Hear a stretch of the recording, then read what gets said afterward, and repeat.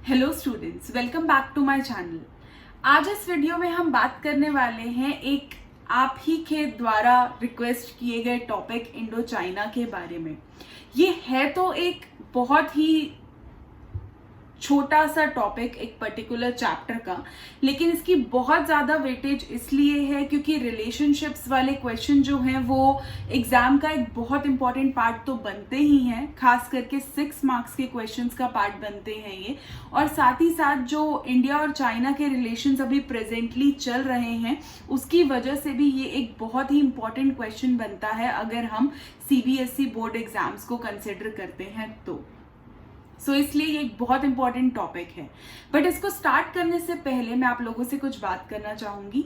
I hope आप सबके exams जो हैं वो बहुत अच्छे जा रहे होंगे और कहीं ना कहीं ये चैनल आपको थोड़ी बहुत हेल्प तो कर ही रहा होगा कॉन्सेप्ट्स को क्लियर करने में।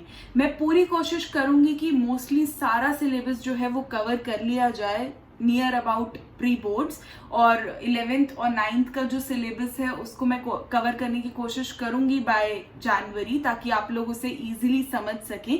तो साथ साथ इस चैनल को आप फॉलो करते रहिए, जो वीडियोस अप होती जा रही हैं उनको देखते रहिए और उनसे रिलेटेड क्वेरीज भी पूछते रहिए।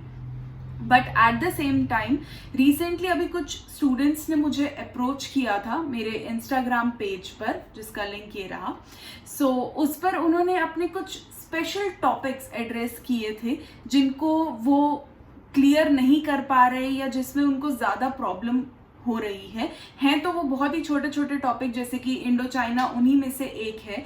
तो मैं आप सबसे ये रिक्वेस्ट करना चाहूंगी कि अगर कोई ऐसा टॉपिक है जो आपको बहुत ज़्यादा मुश्किल लगता है या फिर आपको लगता है कि इस पे कंसेप्चुअल क्लैरिटी होने की बहुत ज़्यादा ज़रूरत है या ये बहुत इंपॉर्टेंट है अभी के पॉइंट ऑफ व्यू से, तो आप उनकी रिक्वेस्ट जो है यहाँ पे कमेंट सेक्शन में भी डाल सकते हैं और मेरे इंस्टाग्राम पेज पर भी आप उसके बारे में जो है क्वेरी कर सकते हैं, जिसके बाद जो है एक डिटेल्ड वीडियो मैं उनके बारे में बना करके यहाँ पर डाल दूंगी। इससे आपके लिए भी बहुत आसानी रहेगी और मेरे लिए भी उन टॉपिक्स को स्क्रूटिनाइज करना थोड़ा इजी हो जाएगा। चलिए अब वीडियो पे आते हैं। अगर मैं बात करूं इंडो चाइना रिलेशंस की, तो मैं इसका कंपैरिजन करना चाहूंगी इंडो पाक से। जहां पर इंडिया और पाकिस्तान का रिलेशनशिप एक सो कॉल्ड एनिमी नोट पे शुरू हुआ था। इसको मैं एग्जैक्टली एनिमी तो नहीं कहूंगी बीइंग अ पॉलिटिकल साइंटिस्ट, क्योंकि ये अपनी समय की नीड थी उस टाइम की।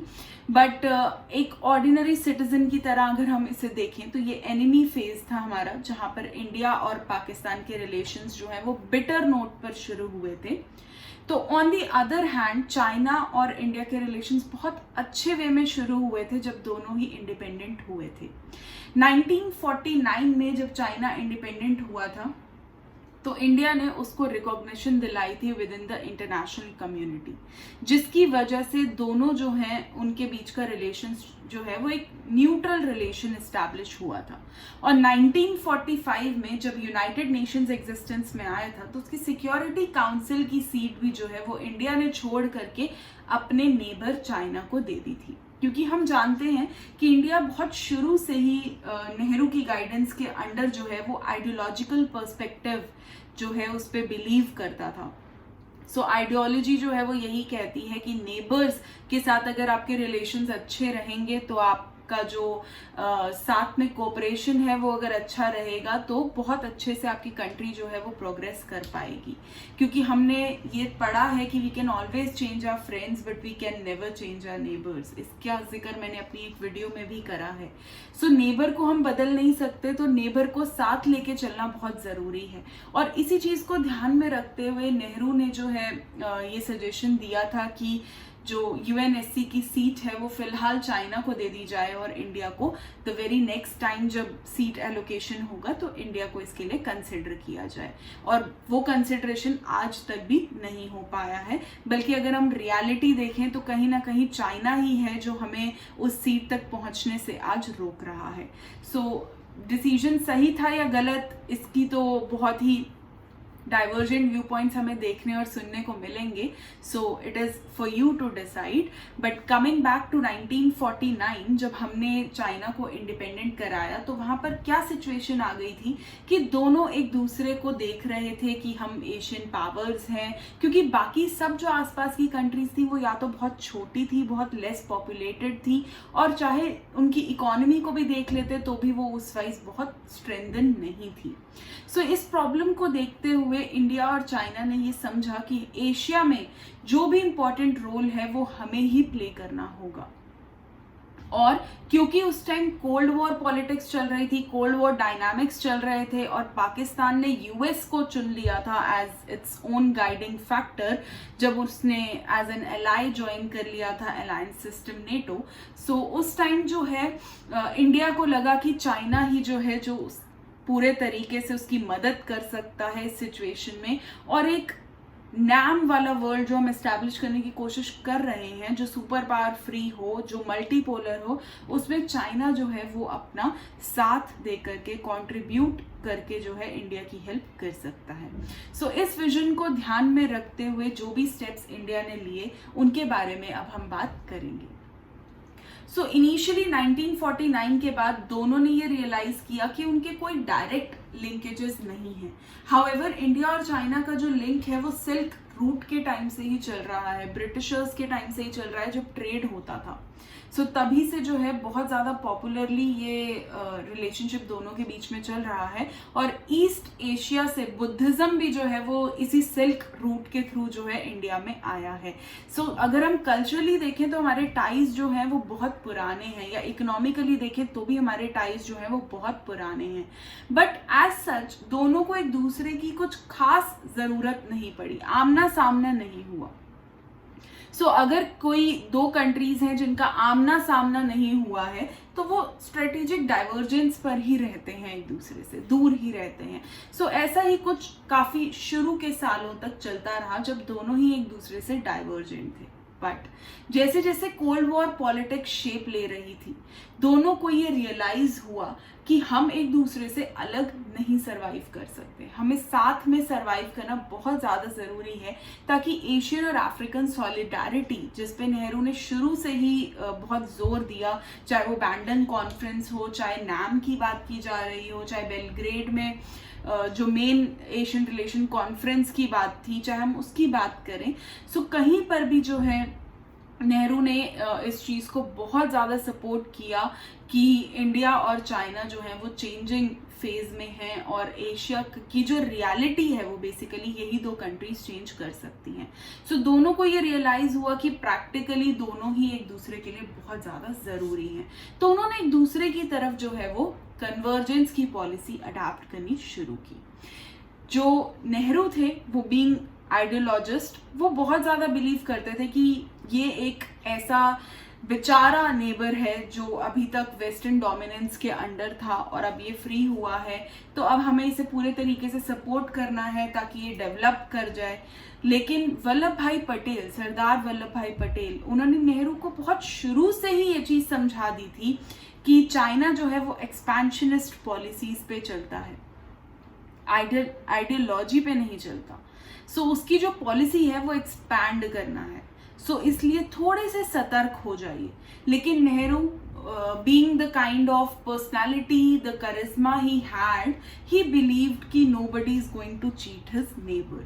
So इसी पॉलिसी के साथ जो है वो नेहरू चल रहे थे, और हमारे जो बॉर्डर्स हैं, इंडो चाइनीज बॉर्डर, वो भी बहुत टाइम तक पैरामिलिट्री फोर्सेस के थ्रू ही गार्ड किए जा रहे थे, नॉट बाय द आर्मी।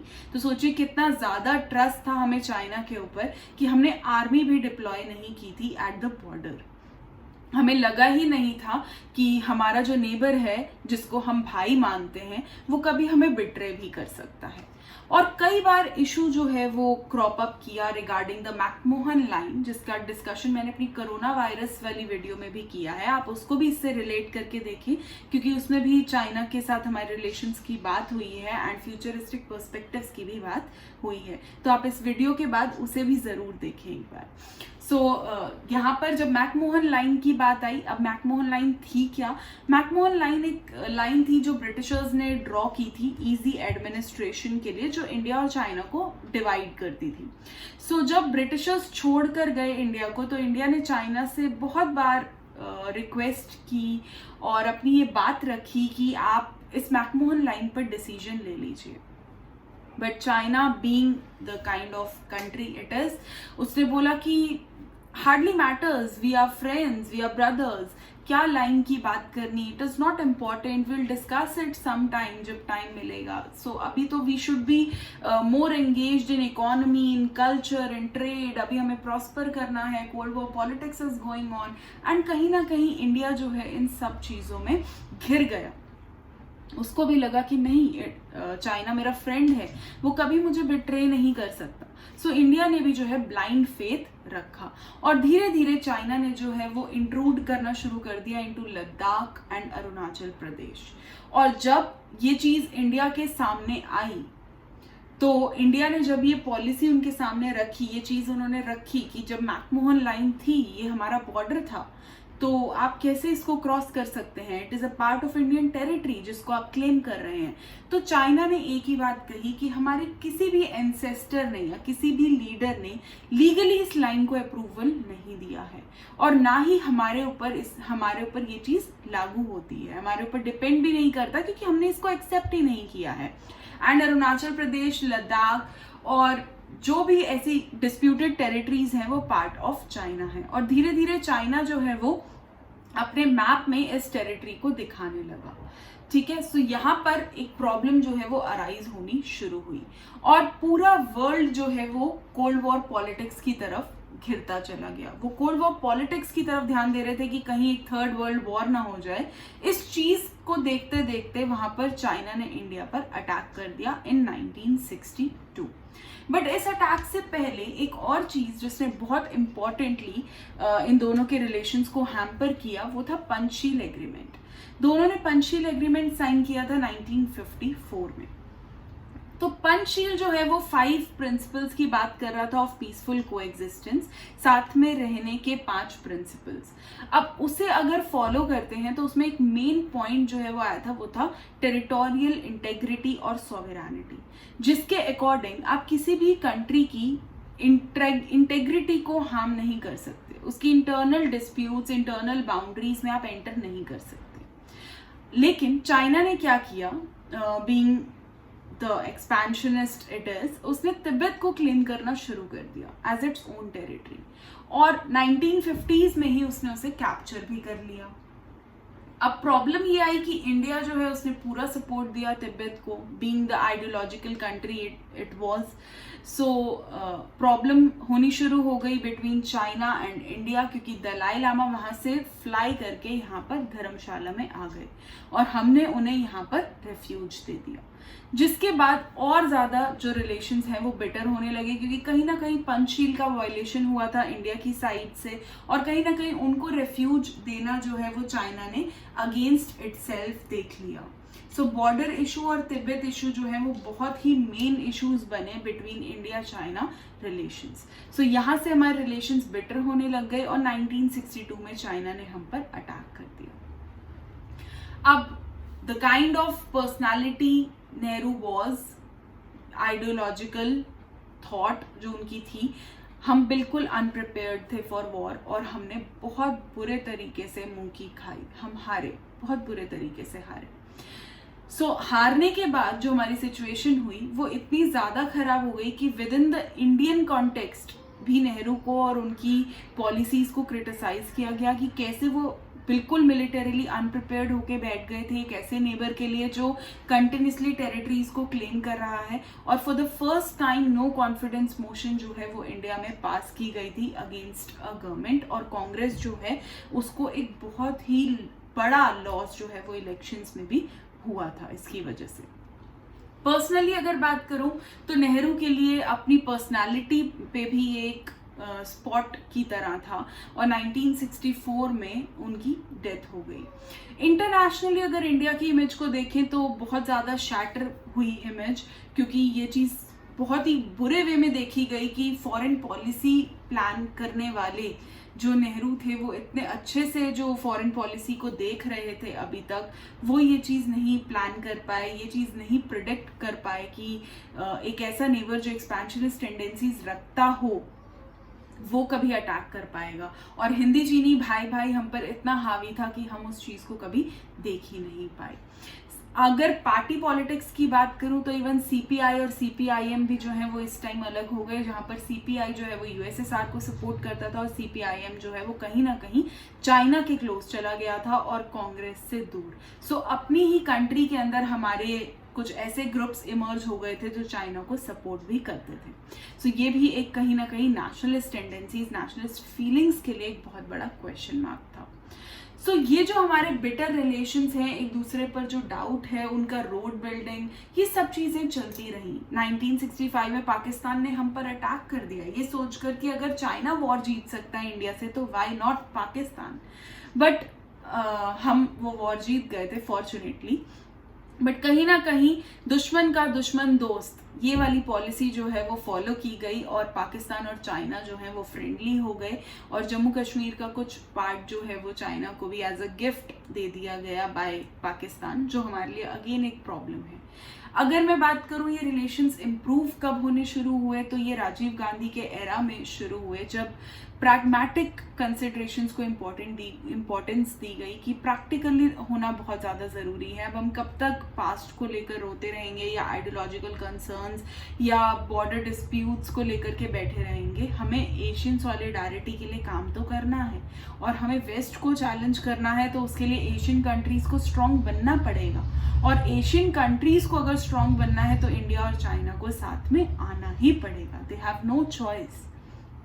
सो यहाँ पर दोनों की लीडरशिप मिली and they started the economic ties. हमने कोऑपरेशन स्टार्ट किया, एक दूसरे के साथ साथ में काम करना शुरू किया।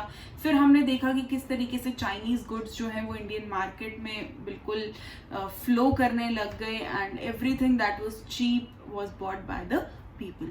लेकिन अभी 2017 में जो डोकलाम इशू हुआ, जो एरिया है जिसको क्लेम करता है इवन भूटान भी अपने मैप में, सो इसने जो है हमारे लिए एक आई ओपनर की तरह काम किया था कि नहीं, अब हम 1962 को रिपीट नहीं होने देंगे। और उसके बाद कंटिन्यूसली 2019 में जो रोड बेल्ट की बात हुई बिटवीन इंडिया एंड चाइना, और इंडिया ने टोटली रिजेक्ट कर दिया कि हम अपनी इंटेग्रिटी जो है उस पर कॉम्प्रोमाइज नहीं करने वाले किसी भी वे में। और जो यूएनएससी की सीट है जिसके लिए हमें हमेशा चाइना रोकता है। और अभी रिसेंटली हमने जो सिक्किम में देखा हमारे 20 सोल्जर्स के साथ जो हुआ, इसके बाद एक बहुत बड़ा स्टेप जो है वो इंडियन गवर्नमेंट ने लिया था bye banning the Chinese applications. क्योंकि अब एक ऐसा टाइम आ चुका है, एक ऐसा एरा आ चुका है जब हमें माइंड वॉर जो है वो खेलना होगा रादर देन न्यूक्लियर वॉर। क्योंकि अभी हम सबके पास वेपन्स हैं, हम सब न्यूक्लियर वेपन्स जो हैं वो पोजेस करते हैं और टेक्नोलॉजी इतनी ज़्यादा डेवलप हो चुकी है कि we can not even think of a war, a third world war. उसका हम सोच भी नहीं सकते क्योंकि उसका जो डिवास्टेशन है वो बहुत ही लार्ज अमाउंट में होगा, चाहे लाइव्स की बात करें चाहे लाइवलीहुड की बात करें। और कोरोना वायरस ने वैसे ही हमें इकोनॉमिकली बहुत ही पीछे कर दिया है और हमारी पॉपुलेशन जो है वो भी सफ़र कर रही है एट द ग्लोबल लेवल। तो कहीं ना कहीं एक वॉर जो है वो इस डिवास्टेशन में ऐड ही करेगा। So it is the mind war which is coming up instead of the nuclear war. So relations future में कैसे होंगे इस चीज को तो प्रिडिक्ट नहीं किया जा सकता, because politics keeps on changing every day, politics रोज बदलती है। So may be some kind of cooperation takes place between the both and they realise कि एशियन सॉलिडारिटी या एशिया को आगे ले जाना या एक मल्टीपोलर वर्ल्ड लाना जो है वो ज्यादा जरूरी है rather than border disputes. And कहीं ना कहीं एक कॉम्प्रोमाइज जो है वो फ्रॉम बोथ द साइड्स किया जाना चाहिए सो दैट रिलेशंस जो हैं वो अच्छे बनाए जा सकें, इकोनॉमिक टाइज जो हैं वो स्ट्रॉन्गर किए जा सकें एंड दोनों ही जो है वो फ्लरिश कर सकें इन द कमिंग फ्यूचर। क्योंकि दोनों के हाथ में जो है वो एशिया और अफ्रीका का फ्यूचर है। सो दोनों ही बड़ी कंट्रीज को साथ में आकर, साथ मिलकर और अच्छे से एक दूसरे के साथ कोऑपरेट करके काम करना होगा, तभी हम एक ब्राइट फ्यूचर जो है उसकी उम्मीद कर सकते हैं। On this note India China relations जो हैं वो पूरे तरीके से मैंने आपको एक्सप्लेन कर दिए हैं। आई होप अब आपको समझ में आ गए होंगे। इससे रिलेटेड कोई भी क्वेरी है तो आप कमेंट सेक्शन में डाल सकते हैं और आप मेरे इंस्टाग्राम पेज पे भी मुझसे बात कर सकते हैं। If you like the video please like share and subscribe. Thank you. God bless.